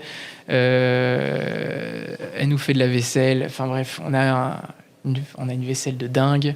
Okay. On a un service de dingue. On fait des petits travaux dans la cuisine. Enfin voilà, on a vraiment carte blanche de la direction et du propriétaire. On fait 1 an. Quasiment toutes les équipes de l'année d'avant reviennent. Ça se passe super bien. Équipe de salle pareil. On fait 1 année de dingue, super, trop bien. Et à la fin de l'année, on nous annonce que Stéphane Courby veut arrêter les restaurants gastronomiques dans tous ses hôtels. D'accord. Donc Pierre Gagnère n'existe plus, okay. Que ce soit à Courchevel ou à Gordes. Stéphane Courby veut des restaurants conceptuels. Donc voilà, des restaurants... Beef Bar, Koya, enfin des restaurants un peu bankable quoi. Donc du coup, ok, bon bah Quentin, est-ce que tu veux faire ça? Est-ce que ça t'intéresse? T'es pas licencié, hein, t'es ok, mais tu sais cuisiner, tu sais t'adapter. Est-ce que tu veux faire ça quoi? Enfin faire de la cuisine un petit peu festive, cuisine de partage, tout ça et tout. Je dis bah non, pas trop. Enfin, ça m'intéresse pas trop, quoi. Okay. Je dis, bon, bah, ok, bon, bah, si ça t'intéresse pas, alors, bah, on te laisse partir, quoi. Je dis, bah, ok, ça marche. Bah, s'il faut que je parte, je pars. Mais je voulais pas, je voulais continuer à faire de la gastronomie, tout simplement, quoi. Et du coup, bah, je commence à chercher du travail. Et donc, du coup, bah, chasseur de tête, tout ça. Donc, là, qu'est-ce que tu vas faire? Où est-ce que tu vas atterrir? Et j'ai une proposition pour un relais château au nord d'Aix-en-Provence. D'accord. Donc chef de cuisine d'un hôtel qui a ouvert il n'y a pas longtemps, mais qui a un peu du mal à trouver son démarrage. Ils ont changé de chef 3 fois en 2 ans. Donc voilà, mais bon, structure, je me dis, un nord d'Aix-en-Provence... c'est presque le Luberon, quoi. Mais t'es un peu entre les deux, quoi. Tu vois, donc t'es entre Aix-en-Provence, qui est une ville hyper dynamique, hyper cool, hyper jeune, très urbanisée, très lumineuse, enfin voilà. Et le Luberon qui est très chicos l'été, l'hiver un peu plus froid, un peu morose, tu sais pas trop. Et là t'es un peu entre les deux, donc je me dis ouais, ça me paraît un peu ambitieux. Donc bref, je dis bon, je vais aller quand même aux entretiens, je vais quand même faire ci ça. Et je rencontre la directrice générale du groupe. Ça se passe super bien. Elle me dit bon, c'est un peu le bordel. Ça commence comme ça. Non, mais c'est cash. Au moins, c'est cash. Ça commence, c'est un peu le bordel, mais bon, nous, on vous redemande de restructurer la cuisine. Ok. Vous avez budget, enfin pas nos limites, mais vous faites ce que vous voulez. Ok. Donc il fallait reprendre tout le staff de A à 0. Ouais. Non. Alors non, il n'y avait pas de staff. Oui. Je crois qu'il y avait un plongeur et un gars en pâtisserie. Ah oui, ça fait pas beaucoup. Ça fait pas beaucoup. Donc du coup, bah, je propose à plusieurs gars, quasiment la totalité de mon équipe de Saint-Tropez, de venir avec moi. Tout le monde me suit. Ok. Tout le monde me suit. On y va. Ok. En plus, tout le monde était logé et tout, donc c'était nickel. Sophie, on y va. Elle me dit, bah ouais, par contre, moi, j'ai pas de boulot là-bas, quoi. Je dis, bah ok, bah c'est pas grave, on va trouver du travail. Donc Sophie, elle passe alors elle est finie directrice adjointe d'un hôtel du groupe RL Collection à Saint-Tropez. Et elle me dit, bah je trouve pas de boulot en direction. Il y a 2 hôtels au Puy Saint-Réparade. Il y a 2 hôtels. il y a le relais château dans lequel je vais bosser, le château de Fontcolombe, et la Villa Lacoste. Donc il y a un palace avec des restaurants de dingue, tout ça. Et Sophie, elle rentre là-dedans, mais elle rentre en tant que réceptionniste. Donc elle passe de directrice à réceptionniste, quoi. Mais elle me suit parce qu'elle croit en mon projet, donc c'est cool, tu vois. Ok. Et ça, je le remercierai jamais assez. Ouais. C'est pas dit, fini. derrière un grand homme, il y a une femme qui se non, cache. mais Tu attends, vois, je vais te dire après, le boulot qu'elle fait, je peux te dire que moi, je suis pas un grand homme, hein. C'est elle la grande femme, hein. Et donc voilà, donc en fait, on relance, on y va, on va faire ce projet. Moi, je suis à fond en cuisine. Je suis soutenu par la direction à Paris. C'est un petit groupe hôtelier. Ils ont plusieurs hôtels. Ils en ont en Normandie, à Paris et en Provence. Donc du coup, voilà, on va à fond dans le projet. Cuisine 140 mètres carrés, flambante. La cuisine, j'ai jamais vu une cuisine comme ça. C'est énorme. Elle était énorme, magnifique, sublime la cuisine. Ouais. Donc je me dis, ok, trop bien, il y a vraiment de quoi faire. Des salons privatifs partout dans le château, un vieux château du 16e, enfin bref, magnifique. Des jardins à perte de vue, un domaine viticole dans le domaine. Ouais. Donc voilà, vraiment un projet, une page blanche, tout à écrire. Donc je me dis, c'est cool, c'est vraiment cool, il y a vraiment un truc à faire. Et donc du coup, on fait 1 an. Covid. Ah, putain. Donc, du coup, Covid, Mais t'avais réussi à trouver une clientèle ouais. Après, on avait quand même le truc, on avait quand même la bannière Relais Château, donc on avait quand même du client, mais en fait, on ouvre je sais plus, on ouvre en mars. Ouais, la Covid arrive. Et en mars, je sais pas, 2 semaines d'exploitation, 50 000 € de marchandises dans les frigos. Faut fermer la boutique, quoi. Mais faut fermer la boutique, mais je peux pas, moi, fermer la boutique. Genre, c'est pas un magasin de chaussures, en fait, cette histoire. Donc faut donc fermer la boutique, ça a été chaud, ça a été une épreuve, hein. Mais on s'en est sorti. On était prêt à réouvrir la semaine d'après, quoi. Donc au début, tu fais du sous-vide. Première semaine, tu fais du sous-vide. Deuxième semaine, tu stérilises. Après, tu fais de la pasteurisation. Après, tu mets au congèle. Et après, tu revends ta marchandise parce que tu fais des boîtes, tu fais des choses pour revendre, en fait, pour pas perdre ta marchandise, quoi. Ouais. Donc, puis tu te dis, faut tout le temps être un peu prêt parce que moi, j'avais eu quasiment 3 semaines de mise en place avant l'ouverture avec les équipes pour ouvrir l'hôtel parce qu'on avait c'était un hôtel de 50 chambres. Ouais. Donc tu vois, t'avais quand même t'avais du monde à faire à manger. Donc matin, midi, soir, tea time, room service, bar, ça faisait des cartes, quoi. Ouais. Donc du coup fermé, hein, confiné. Ouais. Moi, j'avais jamais été confiné, personne n'avait jamais été confiné, donc tu te retrouves avec. C'est fou parce que c'est quand on en parle à chaque dans podcast. Tous les podcasts, ouais. C'est une épreuve, hein. C'est une épreuve de notre vie. Ça a marqué tout le monde. Ouais. Et puis c'est qui tout double, hein. Tu peux hyper bien le vivre, comme moi je l'ai hyper bien vécu, parce qu'on était dans un environnement super bien. On était en Provence avec Sophie, avec le chien. C'était merveilleux, quoi. On faisait. Oui. Dans un studio de 15 mètres carrés à Paris, ça n'a pas été le même game. C'était un peu plus compliqué, quoi. Donc, en fait, nous, on vit super bien le truc. Et en même temps, je continue à travailler. Parce que le directeur voulait qu'on continue à garder ce lien. Une structure financièrement très, très confortable. Parce que le groupe, il donnait énormément de moyens pour lancer l'hôtel et pour y aller, quoi. Donc, il me semble que les hôtels avaient réouvert plus rapidement que les restaurants, quoi. Ouais. Mais moi, du coup, je garde quand même ce côté, je vais au boulot. Mais en même temps, je rentre, il est 14h, quoi. Tu vois, donc, c'est pas du boulot. Tu vas à 11h, tu dis bonjour, tu checkes tes mails et tu prépares à réouvrir, mais tu sais pas quand. Donc, en fait, t'as vraiment l'esprit libre.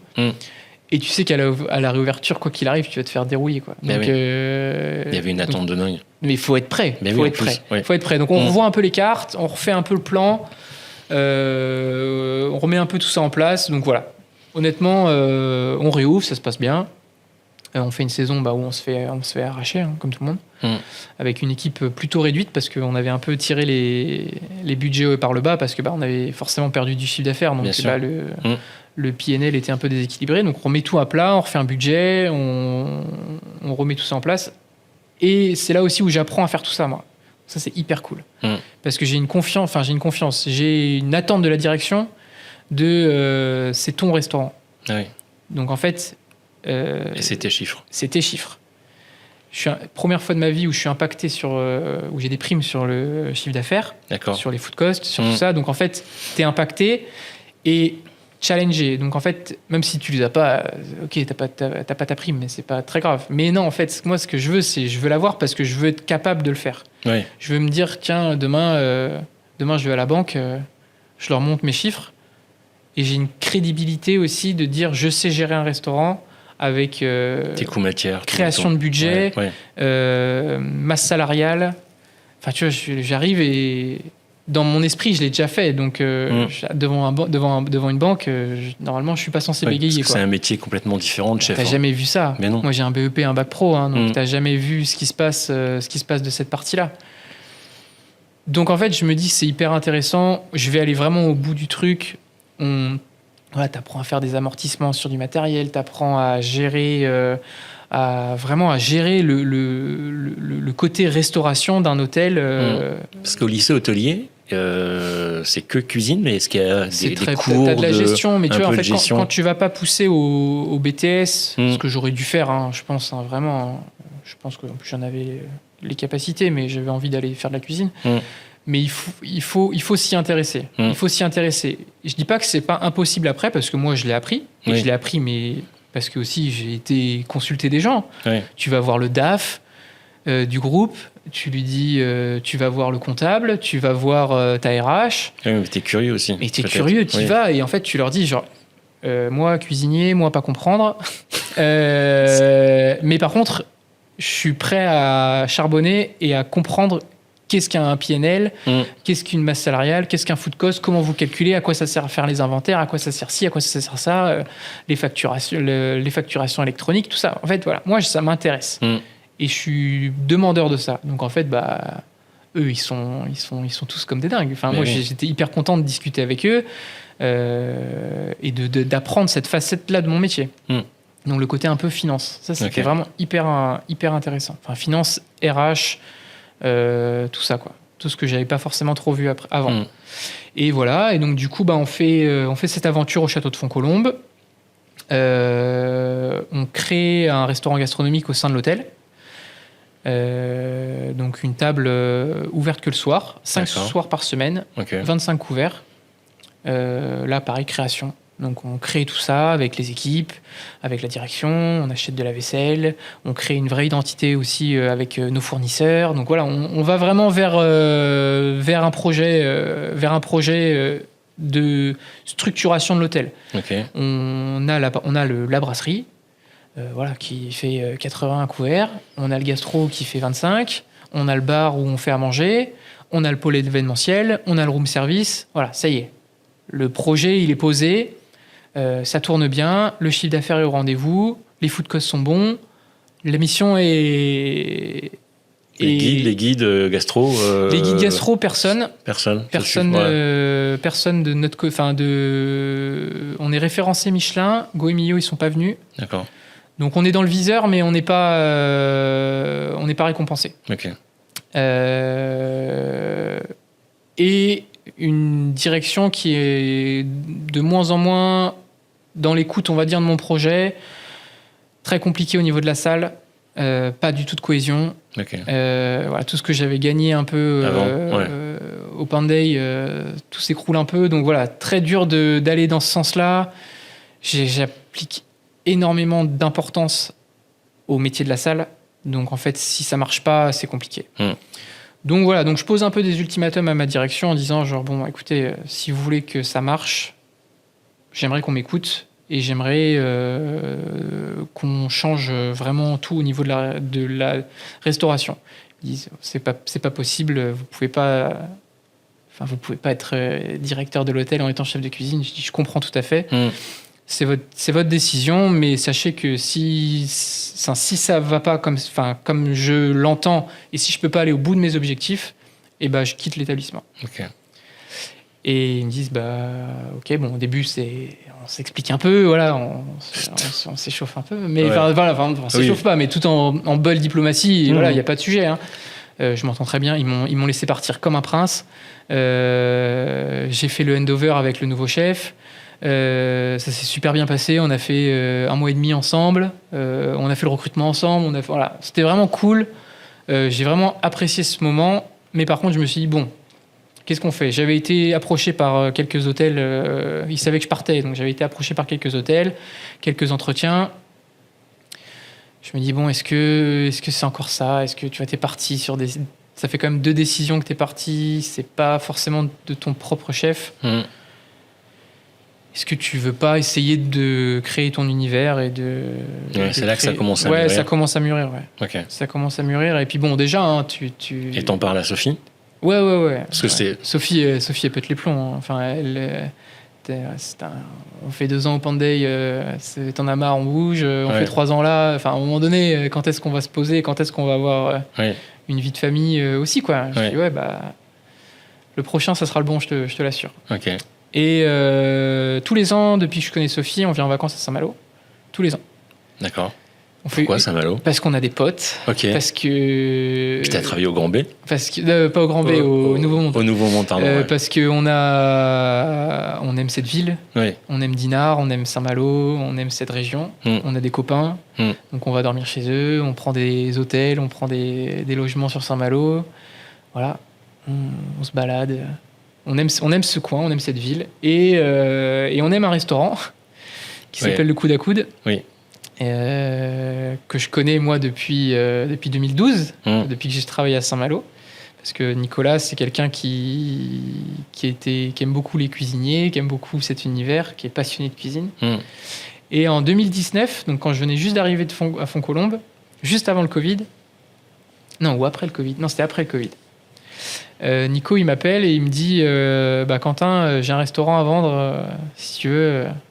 Covid, c'est bon, ça m'a fatigué. J'ai envie de voir autre chose. Je dis ok Nico, ça marche et tout, mais je venais de prendre mon poste à Fontcolombe, j'avais des conditions de dingue, j'avais un projet de dingue. Je dis Nico, je suis pas prêt, financièrement parlant, j'étais pas du tout au point. Fallait que je fasse un peu mes armes, fallait que je découvre encore autre chose, fallait que j'aille au bout de ce projet à Fontcolombe. Je dis Nico, non, je suis pas prêt, quoi. Et Nico, il me dit ok, d'accord, on en reparle, c'est pas grave. Oh, t'inquiète, je vais réaiguiser mes couteaux et puis j'y retourne, quoi.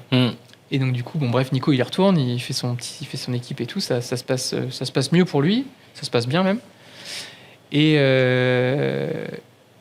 en fait, je me dis peut-être que être chef chez soi, peut-être que c'est ça qu'il me faut, quoi. Donc, on reste toujours dans le sud parce que Sophie a trouvé enfin un poste un peu à sa hauteur. Donc, Sophie, elle me dit laisse-moi quand même finir ma saison dans le sud. Et après, on va. Toi, par contre, tu as tout ton été devant toi, donc tu trouves un resto et tu vas visiter des affaires. Moi, je reste à Aix-en-Provence, mais tu vas visiter des affaires et puis tu me fais tes débriefs, quoi. Okay. Donc au début, on va visiter dans le sud Finistère parce que on voulait se rapprocher de ma famille. Tu voulais rentrer dans l'Ouest. Ouais, je voulais rentrer dans l'Ouest. Ok. Et j'ai toujours été passionné de poisson, donc il n'y a pas plus bel endroit que le sud Finistère pour le poisson. Donc je me dis c'est là que je veux aller. Enfin moi, que je sois à Saint-Trope, à Aix-en-Provence, mon fournisseur c'était Laurent Daniel, quoi. Enfin c'était Antoine Lecor de chez Laurent Daniel. C'était mes poissons du Guilvinec que je travaillais une cuisine déjà bretonisante dans le sud de la France, même si j'adorais les dentis, les maigres, les cérioles, mais les rougets de Méditerranée sont magnifiques, mais j'avais cette attache à cette cuisine et je pouvais pas renier mes origines. Ouais. Donc je me dis sud Finistère, c'est parfait. Donc on visite 3 affaires dans le sud Finistère, une à Quimper, une à Pont-l'Abbé, une au Guilvinec. 3 affaires sérieuses. 3 affaires où on peut se projeter, hein. On est plutôt OK. Une affaire qui tombe à l'eau parce qu'on se fait doubler. D'accord. Une autre affaire où au final l'axe de développement n'est pas forcément trop dans le... Enfin, c'est pas trop en phase avec nous. Et l'autre affaire, la dernière, les délais étaient trop short. On n'arriverait pas à monter le dossier. Donc on se dit, bon bah putain, à 3 quand même, on n'y arrive pas, quoi. Et c'est là où Nico, il me rappelle et il me dit, bon, j'ai appris que tu cherches un restaurant, bon, allez, viens voir là, parce que c'est bon, là, on va voir un peu qu'est-ce qu'on peut faire, quoi. Parce que bon, je t'ai proposé en 2019, mais bon... C'est combien de temps après, ça, du coup? Bah, ça fait 3 ans. 3 ans après, ouais. 3 ans après, ouais. Et Nico, il me dit, bon, bah, par contre, c'est pas à vendre, hein. Tu sais bien que c'est pas à vendre, c'est à toi que je veux le donner. Ah ouais. Enfin, c'est à toi que je veux le vendre, parce que je veux le vendre à un cuisinier. Nico, il voulait le vendre à un cuisinier. Il veut pas mettre une affiche restaurant à vendre devant. Et que ça soit un investisseur. Et que ça soit quelqu'un qui arrive. Non, Nico, c'est quelqu'un qui est très sentimental. Donc voilà, il voulait que ça soit une maison de cuisinier. C'était très important pour lui. Ouais. Donc en fait, bah, du coup, on arrive ici. Voilà, le resto, il est clé en main. Enfin, tu vois où on est. Tu vois, on n'a rien changé. On voit la mer. Comment ? On voit la mer. Donc voilà, en fait, tout va bien. Le quartier, il est trop bien. Donc Nico, il nous met un appartement à disposition. Voilà, on arrive. Il y a déjà des équipes en place. Il faut reprendre les équipes. On est arrivé. On a signé chez le notaire. 6 jours après, on ouvrait. Ok. Bah oui, c'est clé en main. C'est clé en main. Donc en fait, les équipes étaient déjà en place. C'était les équipes de Nico. Voilà, ça cuisinait déjà. On savait qu'on n'allait pas tout révolutionner. On savait qu'on n'allait pas faire notre cuisine directement, mais il fallait aussi notre temps d'adaptation. On était conscient de tout ça. On reprenait une affaire qui avait 15 ans. Ouais. Donc déjà, effacer le nom coude à coude à Rochebonne, c'était compliqué. Bah oui, tout le monde connaissait. Donc ouais, on était attendu au tournant. Hein. Ouais. Vermeer. Ouais. Maison Vermeer, création de Maison Vermeer. Le nom, tu peux lui expliquer un peu? Ouais, alors dur à trouver un nom, hein, oui. parce qu'on voulait pas chez Quentin et Sophie ou Maison Durand. Ou Maison Durand, ou voilà, on voulait pas quelque chose d'éponyme parce qu'on voulait que ça reste aussi déclinable. Enfin, moi, je voulais que ça soit déclinable et vraiment imposer une marque et une identité visuelle même très importante, on va dire. Donc, on voulait pas jouer de mon nom. Parce que je suis pas quelqu'un qui veut mettre son nom partout. Je suis cuisinier avant d'être restaurateur. Et en fait, je me dis bon bah c'est dur de trouver un nom quand t'as pas d'idée. Au début, tu fais ci, tu fais ça. Tu dis ah tiens, j'ai peut-être trouvé un truc. Maison mère. Ok, donc maison mère. Ok, on regarde. On voit avec les avocats. Maison mère, ça sort. Stéphanie Lequelec, ça sort. Mais vive Maison Mère à Paris. Et là, mon avocat, il me regarde, il me fait genre, Quentin, on va pas y aller là. Parce que là, Stéphanie Lequelec, si on se prend un procès, on va la voir, quoi. Je dis, non, bon, bah, on va trouver autre chose. Et là, je dis, bon, ok, tu te balades un peu dans le resto, tu te promènes un peu, tu regardes un peu des bouquins sur la région. Et là, tu vois, genre, tu vois, Dinard, Saint-Malo, la ville entre Vers et mer, tu vois. Vers mer, quoi. Ouais, vers du végétal, mer de la mer. Bah allez, c'est bon, quoi. C'est parti. On a trouvé. Et puis c'est notre style en plus. On a toujours fait ça. On a toujours fait du végétal. On a toujours fait du maritime. Donc voilà, on va appuyer dessus en fait. On va appuyer sur le végétal et sur le maritime. Et ça y est, on y va, quoi. Okay. On crée une ligne. On crée un logo. Enfin, on crée un logo. Ma grande sœur Annabelle, qui est merveilleuse et qui est designer. C'est bien d'avoir tout dans la famille. C'est trop bien. Surtout pour les factures. Ouais. Bon, maintenant, elle vient manger gratuitement. Mais non, voilà. Puis ma sœur, elle va au bout du truc, quoi. Elle va au bout du truc. On crée une police, on crée un logo, on crée une vraie direction artistique. Enfin, on crée vraiment un truc, une vraie charte graphique. Elle a été au bout du truc, mais vraiment à fond. Donc on se dit ok, trop bien, quoi. On est hyper entouré, on est hyper enjoué. Tout est ouvert. Papa fier que son fils ouvre papa son resto. fier, papa très fier. Ouais. Papa très fier. Papa premier client. Hein. Papa, Premier testing. papa, il nous dit pas qu'il réserve et Ah oui. il réserve sous un faux nom et il débarque le premier service. On est déjà tout stressé. On a 17 couverts en résa. Je dis à Sophie, on bloque à 20 quand même parce que.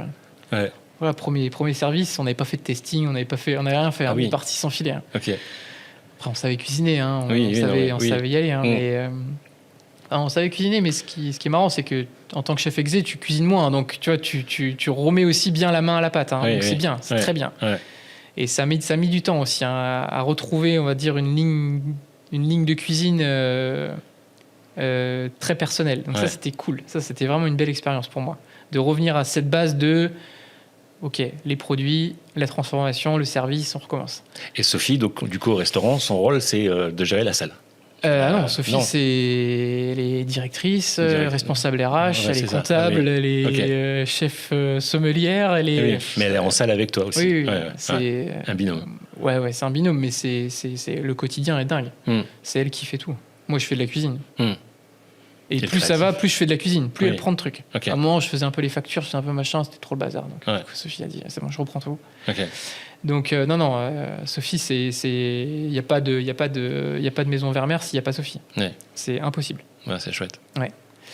Et non, et puis une vraie aventure. Une vraie aventure, et puis ça y est, on se pose. On se pose, on bouge plus. Donc, ouverture, sans filet, ouverture papa en novembre. qui est là, en novembre. Ok. Donc les parents, pour la petite anecdote, les parents de Sophie, mes parents qui s'étaient jamais rencontrés, ils se rencontrent le jour de l'ouverture du restaurant. Ils ont réservé sous un faux nom et ils ont pris des chambres d'hôtel dans le quartier et ils sont venus nous faire la surprise. Cuisine ouverte en plus, t'as dû les voir arriver. Tu pètes les plombs. Tu pètes les plombs. Tu pètes les plombs. En même temps, tu te dis, t'es stressé, tu crées un peu ton nouveau bébé. Est-ce que tu serais pas un peu content d'avoir tes parents à côté de toi, tu vois ? Donc en fait, t'es frustré de la surprise, mais t'es rassuré en fait du moment. En fait, tu te dis, il peut rien m'arriver. Oui. Mais non. Il peut rien m'arriver, même si c'est le bordel. Ma mère à la plonge, mon père au service. Non, mais il peut rien t'arriver en fait. Tu te sens intouchable et tu te dis bah c'est trop bien. T'as tout le monde qui est là. T'as Nico qui est dans la salle. Ah oui. Nico il est venu le premier jour. Trop bien. Donc voilà, t'es bien. T'es bien. Après voilà, tu prends tes marques. T'ouvres en novembre, hein. Donc en novembre à Saint-Malo c'est dur. Hein. Tu fais du 0 couvert souvent. Et tu te dis, ça va être compliqué. Hein. On fait un bilan trimestriel la première année. Wow, le premier, il sort. Tu pleures. Bah oui.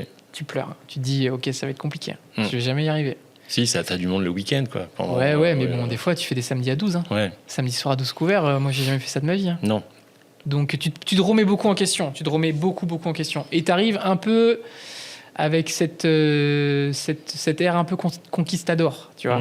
Ah, mais Saint-Malo, c'est des corsaires. Oui. Donc, tu vois, ils ont la tête... tu vois, moi, je suis bigoudin, j'ai la tête dure, mais eux, ils ont la tête dure aussi. Nous, on est arrivé avec l'esprit d'un menu unique. Où vous venez, vous payez 59 €, vous êtes en 5 étapes, et vous nous faites confiance. Ok. Et ça a imprimé pour les clients, oui? Absolument pas. Ah ouais, ok. Dès le premier jour, on nous a dit, si vous n'avez pas de carte, ça ne marchera pas. D'accord. Ouais, nous, on était bêtes. Hein. On est resté. Bon, au bout du premier bilan trimestriel, on s'est dit, quand même, on ne peut pas rester dans ce mode-là. Mais pourtant, avec ce mode-là, le Goemio a vu que tu existais et t'a nommé, enfin, t'as eu, c'est quoi? C'était Jeune Talent? Ouais, Jeune Talent. On a eu 14 Goemio en janvier. Donc, on ouvre en novembre, on prend 14 en janvier. Avec ce menu-là? Avec ce menu-là, ouais. Et une première carte, hein, donc... Enfin, c'est pas du tout ce qu'on fait actuellement. Hein. Donc, voilà, une première carte, vraiment une carte de lancement. On est arrivé, on n'a pas fait de com. On a dû faire un Ouest France, un Télégramme. D'accord. Parce qu'en fait, on voulait pas... on voulait arriver aussi, voilà, un peu un cheveu sur la soupe, quoi. On voulait vraiment arriver tranquille, se préparer l'hiver pour bien bosser l'été, quoi. Et ça n'a pas été le cas. Ça n'a pas été le cas.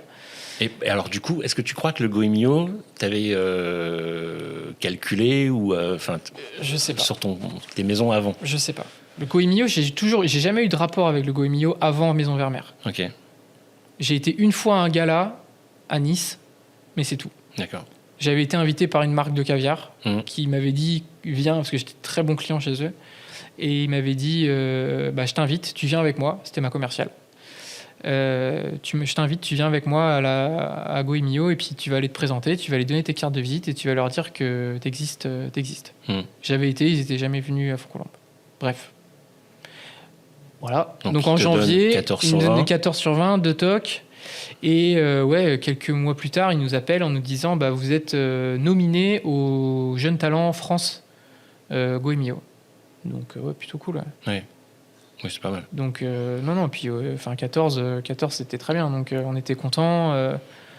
Reconnaissance pour les équipes, reconnaissance pour tout le monde, pour le travail qu'on faisait. Donc, on était très contents. Rassurés aussi de se dire, on y est. Bon, dans les chiffres, ça se ressent pas. Mais on est rassuré que T'as pas eu plus de clients ? Si, un petit peu. Mais après, en fait, il y a eu plus de clients, mais il y a eu aussi ce côté, la saison arrive. Donc, tu vois, t'as avril qui commence. T'as les ponts de mai, donc aussi l'affluence Saint-Malo, ça du monde. Mais tu savais développe. pas si c'était impacté par le Goemio. Puis en fait, on était tellement la tête dans le guidon qu'on y allait, quoi. Okay.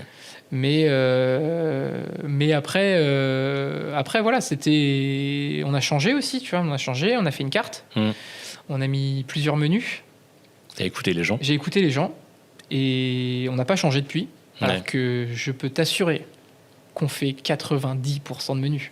Oui. Même plus que ça, je suis sûr. Oui. Non, mais bon. Et en fait, sur la devanture, il y a une carte. Mais je peux t'assurer que personne ne prend la carte. Tout le monde prend les menus. Donc en fait, voilà, on écoute les gens, on s'adapte, mais on fait ce qu'on aime faire en fait. On continue à rester dans notre cuisine, on continue à travailler les produits, on continue à changer nos cartes toutes les 4 semaines. Ah oui, quand même. Ouais, c'est du boulot. C'est du boulot, ça, hein ? Ouais, c'est du boulot. Ouais. Donc toutes les 4 semaines, on change les cartes, que ce soit le midi ou le soir. C'est des choses que tu reprends d'une année sur l'autre, que Pas tu fais forcément. évoluer, ou c'est vraiment tout neuf à chaque fois ? C'est tout neuf ou inspiré d'eux. Ok. Mais en règle générale, il y a quand même beaucoup de tout neuf. Ouais, c'est du taf. Ouais, c'est du taf. Ouais. Après, ça va s'essouffler aussi, forcément, à un moment. Hein, mais à un moment donné, on va... Mais du coup, tu changes tout d'un coup ou tu changes... Alors, on change le midi et la semaine d'après, on change le soir. D'accord. Ok. Parce qu'on n'a pas la même carte le midi et le soir. Le midi, on est un peu plus bistrot avec un menu à 27 €. Et le soir, on est plus sur un menu un peu plus gastronomique avec un ticket moyen à 80 € à peu près. Donc voilà. Mais non, une belle année, une belle première année. Plutôt content. En fait, on est content de la critique de nos clients. Ça se passe bien. On a nos équipes qui arrivent parce que les équipes du coup qu'on avait repris commencent à partir un peu sur d'autres projets. Donc nous on est aussi content de faire notre propre recrutement. Et là en fait on a toutes nos équipes qui arrivent. Nos équipes, Sophie a son assistant avec qui elle avait déjà travaillé. Moi j'ai mon second qui arrive avec qui j'ai travaillé à Gordes, à Saint-Trope, à Aix, qui débarque ici. Qui est de quelle région à la base ? Et qui est de Vannes. Ah oui, ça va. Ouais, qui est de Vannes, qui voulait rentrer en Bretagne. Et puis Antoine rejoint l'aventure donc, au bout d'un an. Donc ça, c'est cool. Parce que en fait, c'est cool, mais tu as une confiance en fait. C'est même si tu peux appliquer des tâches, appliquer une direction, une cuisine, des assaisonnements, des techniques. C'est tellement un luxe d'avoir une équipe stable en fait. Confiance. La confiance, c'est le plus grand des luxes. Et savoir qu'on peut compter sur eux, c'est vraiment un luxe. Et voilà, et on crée cette osmose, on crée vraiment aussi ce management complètement un peu différent. Là, c'est ce que je t'expliquais tout à l'heure avant qu'on prenne les micros. Il n'y a pas de poste fixe, tout le monde sait faire à peu près tout. Et en fait, on est hyper polyvalent. Donc ça, c'est très bien aussi pour la constance. Et c'est très bien aussi pour ne pas tomber dans cette routine. Donc déjà qu'on change toutes les 4 semaines, donc ça au moins on rabat un peu tout, on change un peu les produits, on change beaucoup les produits, donc ça permet aussi de faire une cartographie de tous les produits. Donc les gars qui sont là en cuisine, ils voient 12 poissons différents dans l'année. Ils voient... T'as un peu de viande à ta carte ou c'est que du poisson? Alors il y a toujours... on essaye toujours de mettre de la... même dans notre menu dégustation, on propose soit le menu dégustation 100% marin, d'accord, soit le menu dégustation avec une étape, avec une viande, mais avec des affluences marines, toujours. D'accord. Là, par exemple, on a un riz de veau avec une sauce un peu émulsionnée à la homardine, par exemple. Ok. Donc, on va toujours essayer d'axer un côté iodé et un côté salin aux viandes. Quand on va travailler les agneaux, on va travailler toujours un agneau des présalés ou un agneau de Bordeaux-Beaune, on va dire, pour avoir ce côté très salin. Et justement, on va appuyer dessus avec des algues, avec des choses... Tu fais ta cueillette un peu toi-même Ouais. On a des petits spots à Rotenef, là, okay. où quand on a le temps, on va faire notre cueillette. Et on a quelqu'un qui fait notre cueillette aussi. Ok. Ouais, donc tout ce qui est herbe maritime, après c'est... on a ça tout le temps, toutes les semaines, toute la saison, on a des herbes maritimes de cueillette sauvage et beaucoup d'algues aussi. On travaille beaucoup les algues. Ok. Après, dans la région, c'est vrai que c'est un peu... Ouais, et puis on crée des choses en fait. On va s'inspirer aussi de la cuisine un peu qu'on a vue autre part. Donc on va regarder un peu ce qu'on fait au Japon. Donc qu'est-ce qu'ils font au Japon? Ils font beaucoup les algues confites, les choses comme ça. Donc nous on fait beaucoup de confits avec. On va assaisonner aussi beaucoup, même les desserts. On va assaisonner aussi pas mal les agrumes. Les agrumes et les algues, ça va très très bien ensemble quand on est en période un peu hivernale. Donc on arrive toujours à amener... des nouvelles idées aussi avec le territoire qu'on a ici. Donc c'est très important de valoriser tous les phénomènes marins. On a les éléments de la mer, les éléments du bord de mer, on a les coquillages, on a les poissons. On a vraiment le ver, quand on dit le ver et le mer, c'est vraiment quand on va dans le côté mer, on va chercher tous les axes du côté mer. Ok, bon, super. Si je prends ta note Goemio 14 sur 20 et que je fais un rapport avec certains restaurants étoilés qui ont la même note, est-ce que ça te met pas un petit peu une pression en disant par rapport au Michelin, je veux dire après nous on est dans une maison où on a pris le choix de faire avec le temps. On n'a pas pris d'agence de presse en arrivant en disant genre coucou c'est nous, objectif. On voulait pas aller dans ce sens-là. Premièrement, question financière. On est arrivé ici, comme je te l'ai dit, on n'a rien changé. En bientôt 3 ans, on n'a toujours pas changé la vaisselle. On a changé la verrerie, on n'a pas changé les couverts, on n'a pas changé les tables. On veut d'abord que notre entreprise elle soit stable en tant que restaurateur, et après on accélère. On voulait vraiment ça. On voulait pas arriver tout flamber, que ça se pète la gueule si les résultats tombent pas derrière. Elle est plus vite que la musique. Mais par contre, le Goemio, t'as remis une couche cette année. Ouais. Mais on les remercie encore une fois. Sinon, ils sont super avec nous. Et puis on s'entend bien avec eux. Et puis on est vraiment... En fait, ce qui nous rassure, c'est je pense qu'on est dans le bon sens. Et en fait, à chaque fois qu'on a un petit coup de projecteur, c'est qu'on est dans le bon sens. Tu parles du prix de la cuisine de la mer, lac et rivière. Dans le restaurant Maison Vermeer, ça a du sens. Parce que c'est vraiment notre politique et notre axe de cuisine. Donc on se dit, on est dans le bon sens. Après, pour en revenir à ta question précédente, si c'est pas là, c'est que c'est pas là. Parce que tu sais, je vois pas mal de monde, et ça revient souvent, Maison Vermeer, ils vont la choper un jour, ça va tomber, c'est sûr. Ouais, mais bon, en fait, Goemio, ils font le réajustement pas tous les mois, mais plusieurs fois dans l'année. Michelin, c'est une fois. Michelin, c'est une fois. Le train, il passe, t'es pas dedans, il passe. Après, cette année, je pense qu'ils sont pas beaucoup passés en Bretagne. Ouais, mais bon, ils sont pas beaucoup passés en Bretagne, mais ils sont quand même passés en Bretagne. Donc ils sont peut-être passés, ils sont peut-être pas passés. On n'a pas eu d'inspecteur qui qui est venu nous le dire haut et fort, qui faisait partie de la Maison Rouge. Mais en tout cas, voilà, si c'est pas là, c'est qu'on l'a pas, c'est tout. Enfin, mais en soi, c'est normal. Et je peux comprendre, on a beaucoup de points d'amélioration. Beaucoup de points, je pense, techniques sur pas mal de choses.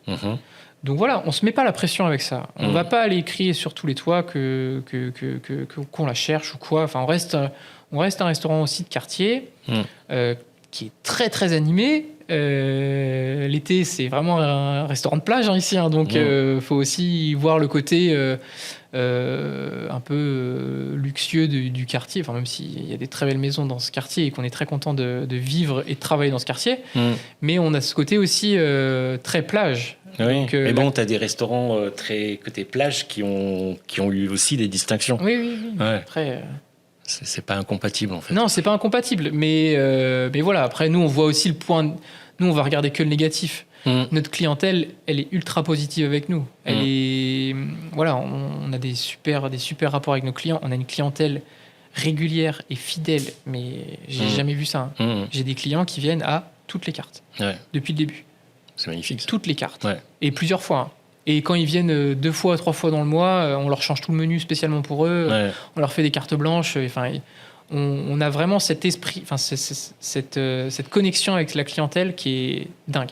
Remarque, c'est peut-être ça la plus belle des récompenses. Bah, honnêtement, moi, ça me va. Enfin, tant que, j'ai envie de te dire, tant que les équipes sont là, qu'on arrive à bien les payer, qu'on arrive à les payer en temps et en heure, qu'on arrive à payer nos fournisseurs, qu'on arrive à rembourser, qu'on arrive à faire tout ce qu'on a à faire, pour moi, et satisfaire la clientèle, c'est la plus belle des récompenses. Pour moi, c'est la plus belle des récompenses. Après, peut-être que si ça tombe, Si ça tombe, ça tombe. Mais est-ce que ça ne sera pas une pression supplémentaire ? Ah oui. Certainement. Et c'est ce qu'on cherche aussi. Mais t'es un challenger de toute façon. De toute façon, j'ai toujours été comme ça. J'ai toujours voulu plus. Okay. Même la Sophie, on va arriver à nos 3 ans et Sophie, elle m'a dit, bon, ça fait 3 ans.